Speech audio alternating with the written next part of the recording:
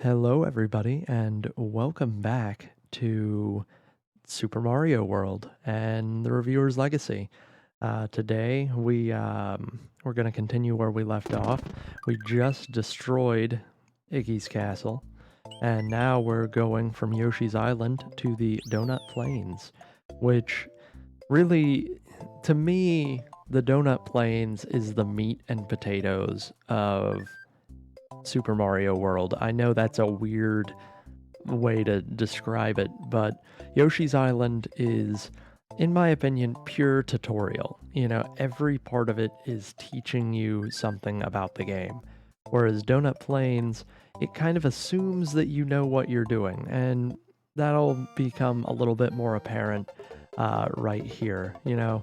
You're getting introduced right now to your next superpower, which I did not collect because I'm just a little bit of a dummy. And then I collected I collected a freaking mushroom instead of holding on to that flower. But you get these flying dudes, and it's like, okay, so they fly, and now I've got this feather. What can that do? And you learn, oh, if I get enough speed, if I get enough takeoff, it's like in the Tanuki suit in Super Mario 3. But if you'll notice, this is a far more risky level than the ones we've had up till now. We've got tons going on. They really amp it up, and that's a good feeling. You're going through, and you have to kind of get used to this game really quickly.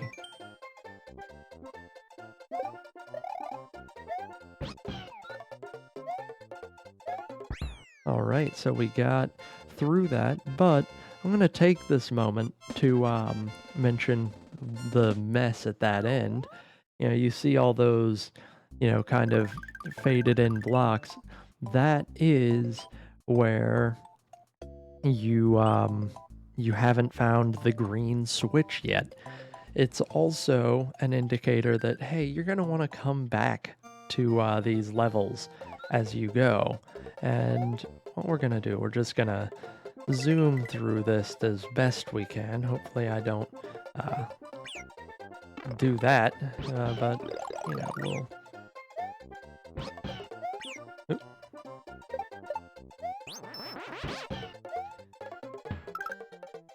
Just unfuck myself a little bit there. Let's see if I can get through here real quick to get some lives. And these kind of take the place of... Oh, I am really... Ooh, man. None right there, except for that last one. These and the end of level, or the bonus stages, kind of take the place of those mushroom houses from previous games. And it's a nice change, actually. I do tend to prefer that. Let's see. But now that we're... Ooh, that's a...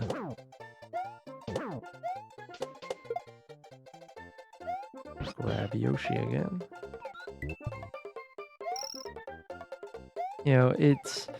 They're reusable. Again, it adds to the ease of the game, but I'd rather the game be a little bit easier but more accessible than, not being able to be enjoyed by people when this is arguably one of the best games of a generation. But what we're going to do, we're going to cheese this a little bit so that way I can show you, the idea is that you're going to want to come back here so you can get up here once you get those blocks. And that gives you, your intro into, returning to stages.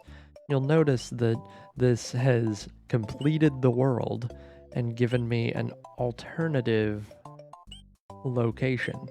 I now have two paths through this world, and that's indicated by the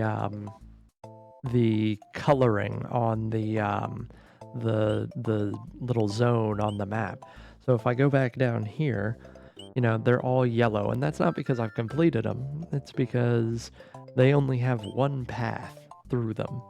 And now we have, the branching paths. And that's why, again, I feel as though this is the meat and potatoes of the world. Donut Plains gives you not the easiest levels at all by any stretch, but they're also not particularly difficult, and they introduce most of the major segments of the game in a really unique way.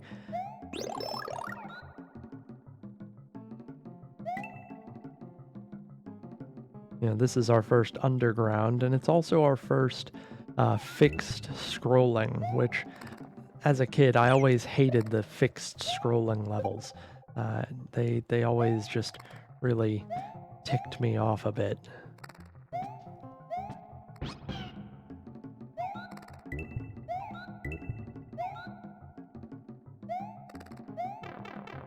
Alright, we're gonna go up here, and I'm gonna not pick that up.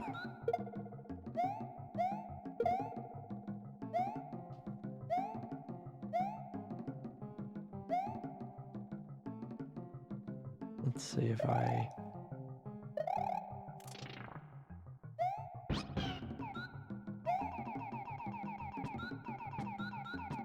Yep, there we go. Sometimes I remember how things work here. But yeah, no, this is where we really start branching out. It's like, oh, there's my green switch, and I can just pop in here and then think about what I'm doing. Try and get the most out of this.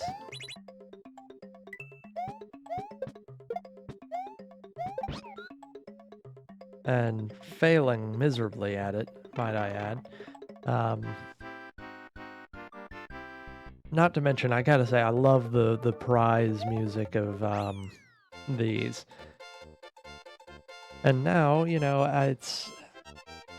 it's an extra little thing that I can do. I can go back to that one level and I can ride up those blocks. It's such a neat system, and I can't stress enough how much it blew my mind as a kid to do that.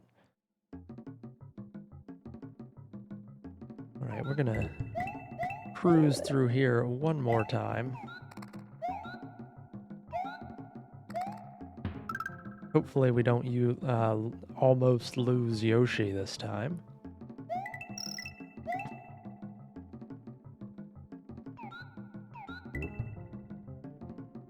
See, that right there, that's what gets me with, fixed angle or fixed point Mario levels. Like, I'm sitting there waiting like, oh, please don't crush me. Please don't do this. Please don't do that. And that stress, I mean, it's great. It's brilliant, but it's the most infuriating thing for me as a kid, because I feel it in my bones. I'm like, oh, I'm gonna really regret this. Oh, and Yoshi's gone. Oh, nope, Yoshi came back. Oh, but now I'm gone. Oops. And that is always the worry with fixed perspectives for me. But, we persevere, we carry on. We can always go back and get Yoshi at some point.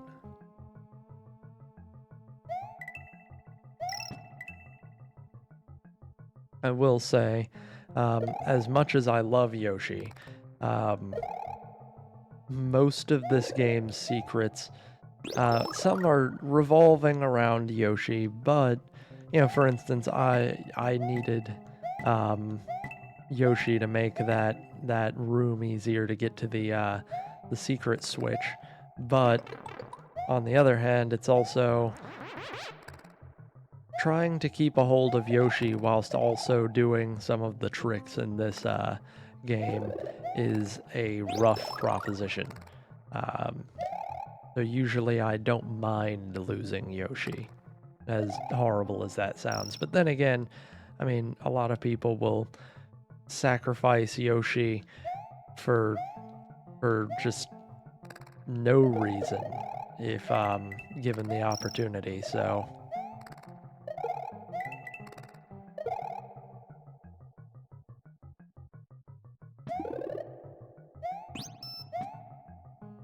oh yeah, this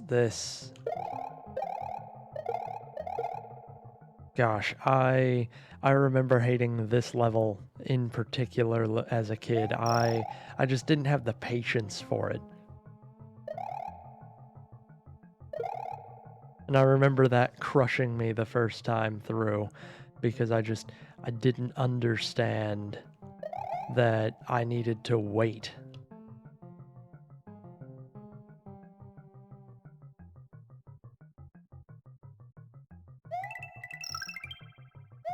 All right. Oh gosh, man, the longest time of a Mario level it feels like. See if I can time this right. Ah, well, close enough. Yeah, no, if you get that ticker at the very top, you get a smooth 40 bonus stars. And that means you only have to complete 3 levels to get completely done with it.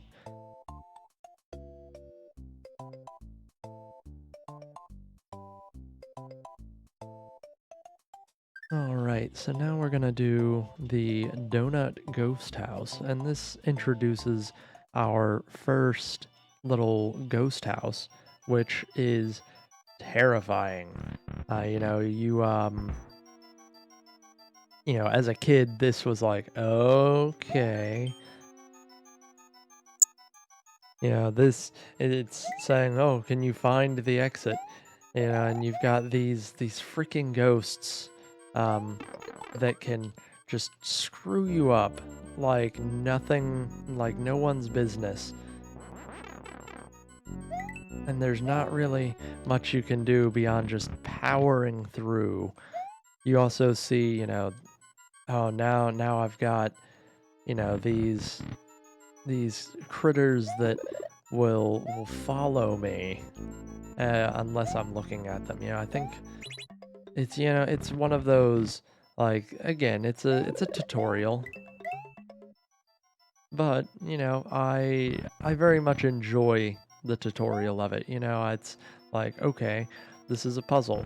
This isn't the hardest ghost puzzle at all. It gives you kind of a, I don't want to say an easy way into it, but it gives you more of an understanding.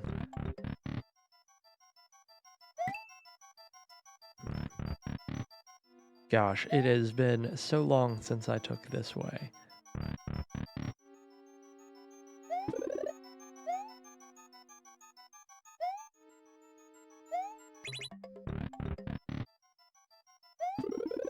There we go.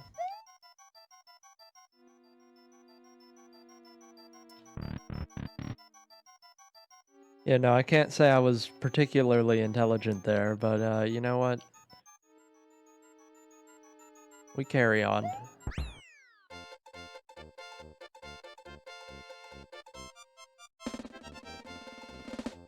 And I remember as a kid thinking, oh man, this is the longest Mario game. And then I look back and I'm like, it's really, you get four, um, you get 4 to 6 levels per zone, not counting the secrets. And I'm sitting here like, oh, this is the longest, and then you've got like 7 and 8 zones, and you know, Super Mario Brothers. It's weird how the way they separate this game out. It feels bigger than it is, and I I really appreciate that in a lot of ways because it shows that quantity isn't everything when it comes to um, how we perceive content. These days we've got like games with 80-hour completion and stuff like that, and it's like, as a kid, you've got plenty of time to really sit down and enjoy, you know, 80 hours of content. But as an adult, I don't really have 80 hours to kill on a solo single player story.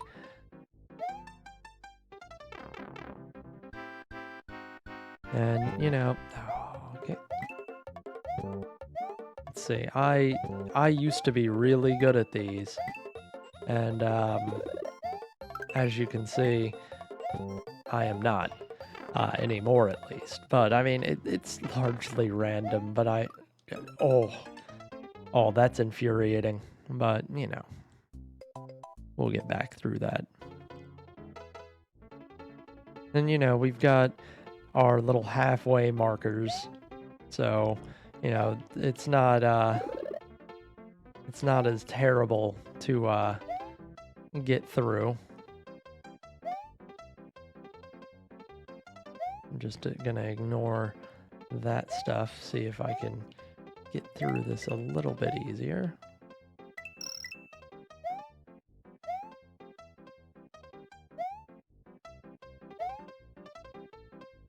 Alright. Alright, and then we have yet another bonus stage right before the boss, so that'll be really nice. Alright, so I think it's this one? Nope.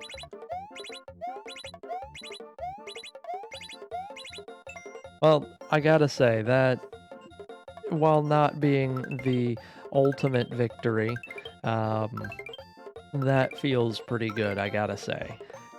Getting 6, I believe, lives out of, completing the level. Again, it's super easy, but, it feels very rewarding. Let's see. Oh, this is our first introduction to that, and our first Goomba. And then my first idiotic maneuver there, a growing pipe, which is neat and terrifying. We've also got, oh, that guy.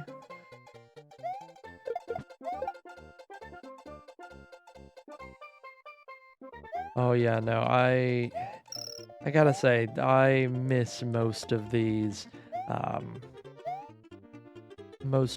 worlds the more I think about them.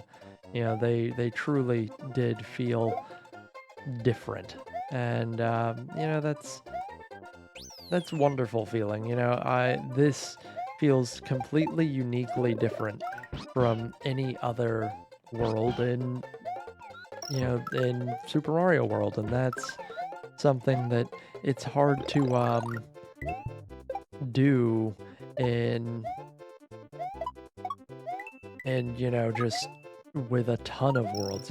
Super Mario 3, don't get me wrong, it had unique worlds, but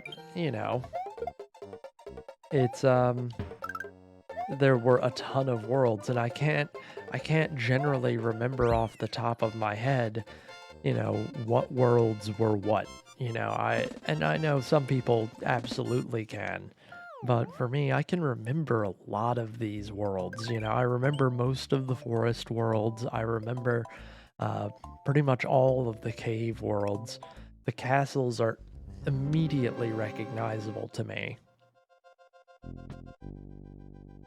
You've got these little I think they call them thwimps, and that it's the dumbest thing, but I gotta say it's super, it's super cute.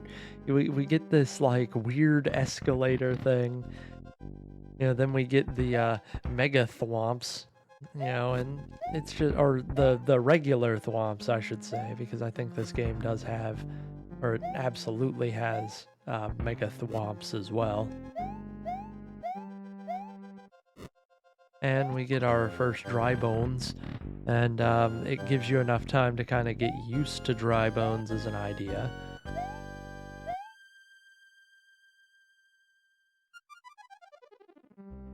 I mentioned that Yoshi's Island was like the pure tutorial, and this is where it stops teaching you. But I should rephrase that to, this is where it stops holding your hand.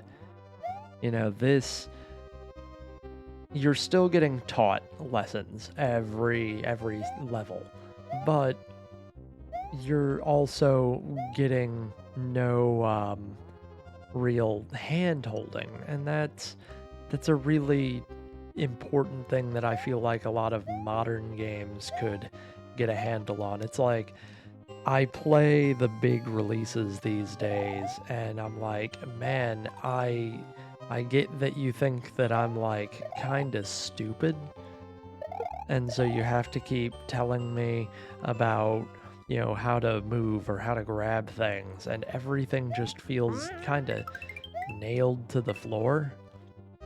But, this is a game where I'm learning new stuff in every level, but after I get the movement down, the basic movement down, they aren't really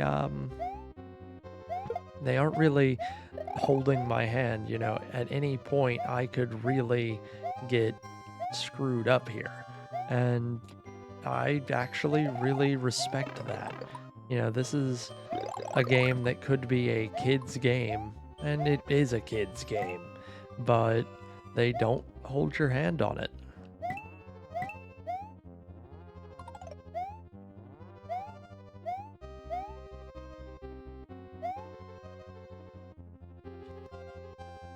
All right.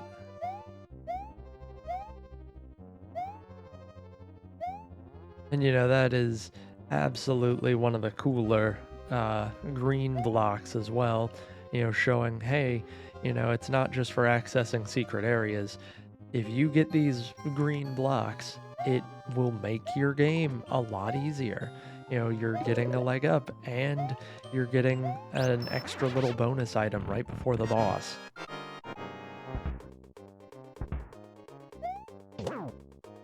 And then this guy is a little bit more of a standard boss, although he has apparently mega feet that can stick to walls.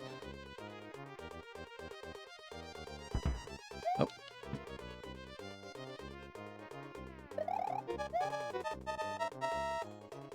Oh, and then we have the titular music extravaganza saying, hey, beat this guy a little bit faster, buddy.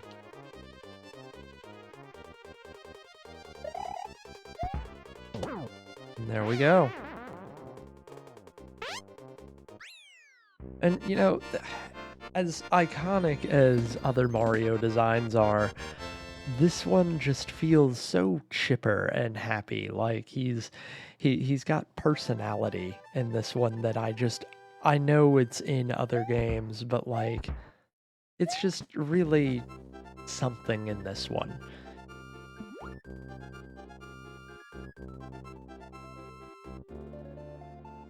And now that we've done castle number 2, I suppose we will sign off. I didn't mention last week, but I'm hoping to have one of these out every week until we finish. So hopefully I'll see you there. I might do some bonus episodes where I kind of go up and clean up behind myself on the alternate routes, and that way it's a little bit separate from the rest of the series. But for now, we will see you next time.